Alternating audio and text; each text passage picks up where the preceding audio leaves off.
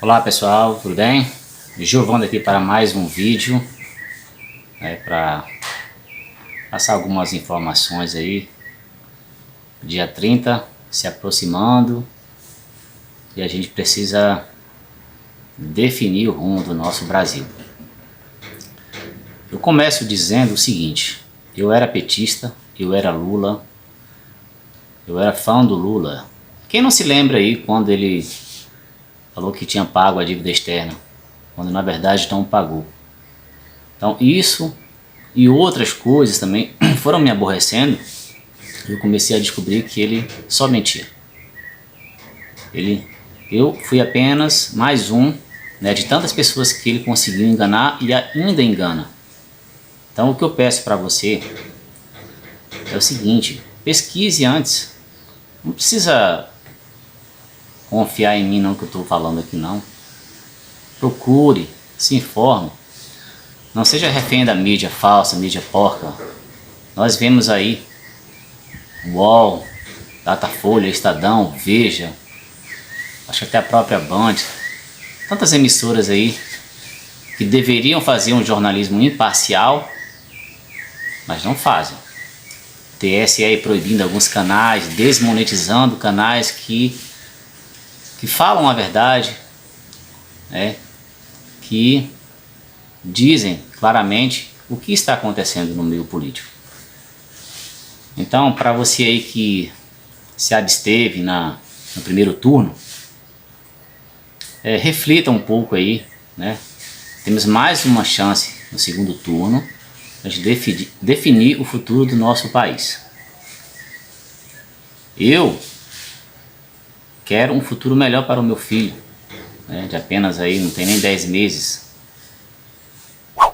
Eu não quero que o nosso país se torne uma Venezuela, uma Cuba, a própria Argentina, que antes tinha uma economia muito boa. Um peso valia $1. Agora pesquise, faça a comparação agora do peso com R$1. Não vou nem falar com $1, faça com R$1 para ver quanto está valendo. Faça a cotação aí, R$1, quanto é que está valendo de peso. Eu gravo esse vídeo hoje, 21 de outubro de 2022. Em 2004, eu fiquei sabendo que o Lula teria perdoado a dívida da Nigéria. E naquele ano o presidente realizou o casamento do filho, onde foram convidadas 800 pessoas e cada um recebeu um iPhone de ouro. Entrou aqui e saiu aqui porque eu não acreditei. Eu dizia que era intriga da oposição. Mas eu acordei em 2013. Olha só, já faz aí 9 anos, praticamente. Então, o próprio Lula fala, que ele é a favor do aborto, que ele quer fazer a descriminalização das drogas, ou seja, legalizar as drogas. Ele acha que a família é um retrógrado, é um atraso. Então a gente não pode aceitar esse tipo de coisa. Com relação aí a Bolsonaro, esses 4 anos aí foram muito corridos. Tivemos pandemia aí, guerra na Ucrânia, que acaba interferindo no mundo inteiro. Isso aí, pessoal, a gente não pode aceitar. A gente precisa refletir.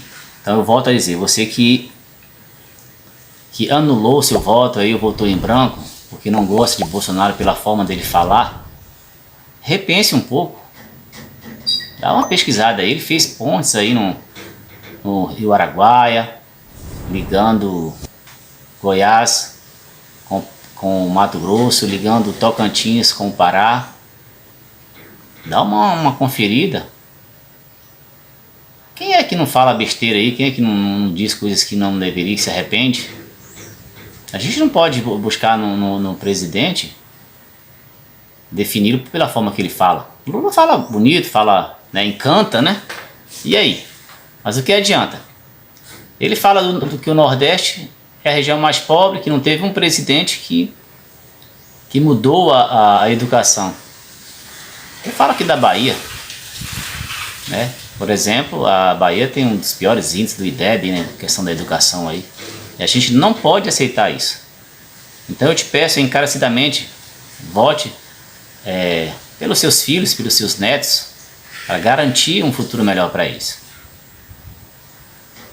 E a questão não é só, né, não é só questão de Bolsonaro ou Lula.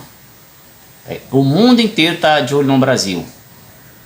China, né, principalmente, e tantos outros países que querem se apoderar mais da questão da alimentação aí, né, porque eles não têm terras férteis, tantas terras férteis, né, como o Brasil tem.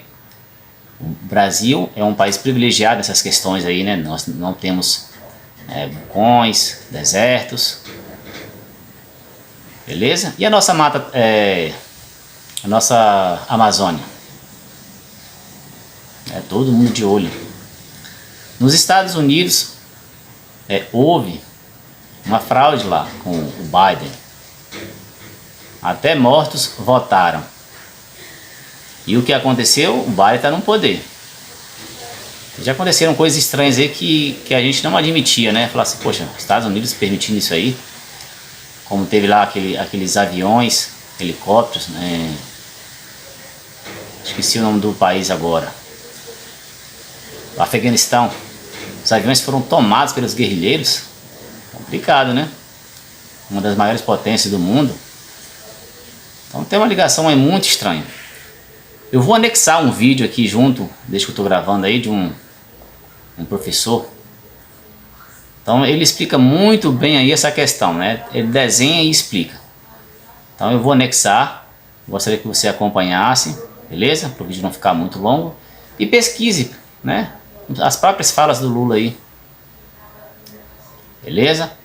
Um abraço. Se gostou, curta, compartilhe aí com seus familiares esse vídeo.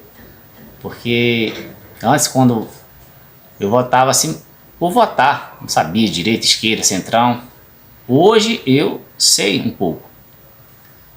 E a gente tem que garantir um futuro melhor. Beleza? Eu te peço encarecidamente para refletir.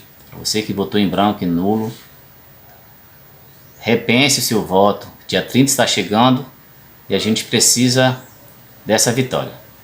Tá bom? Um forte abraço. Olá, eu sou Roberto Sasaki e faço questão de dizer que sou um professor de direita. Olha, lá no passado, o filósofo Platão já dizia que pessoas medíocres discutem pessoas e que pessoas inteligentes discutem projetos e ideologias. Ou seja, em vez de você ficar discutindo Lula e Bolsonaro, quem é mais ridículo, quem falou mais atrocidades e se tornar uma massa de manobra e deixar de votar como aconteceram com 32 milhões de pessoas, equivalente a 21% dos eleitores, seja agora você, no segundo turno, uma pessoa inteligente e analise projetos e ideologias. Ideologia é o mais ideal, é o conjunto de ideias, pensamentos, doutrinas, visão de mundo que serão aplicados aqui nos próximos 4 anos. Por isso, discuta então as pautas da esquerda e pauta da direita. Eu, por exemplo, não concordo com tudo que o Bolsonaro fala, mas concordo com a pauta que ele defende. E não concordo com o Lula nem com as pautas de esquerdas que são aborto, drogas, ditadura, fechar igrejas, controle dos meios de comunicação, aumento dos impostos, inchar a máquina pública, defender bandidos, incriminar a polícia, incentivar a violência. Eu defendo liberdades em todos os sentidos para pessoas, economia, crença, família, ter armas para defender o lar. Olha, que história você quer escrever para o futuro dos seus filhos? Que lá na frente ele vai perguntar a você por que você votou no Lula, sabendo que ele era o chefe da maior organização criminosa do mundo. E que no primeiro turno ele chegou em primeiro lugar e somente os bandidos que estão no presídio aplaudiram ele. E esse cara quebrou o Brasil e seus filhos e netos agora estão passando fome. Olha, a formiga, com raiva da barata, votou na inseticida. E a inseticida matou a formiga, matou a barata e matou o grilo. Conclusão: morreram todos, inclusive o grilo, que não votou em ninguém.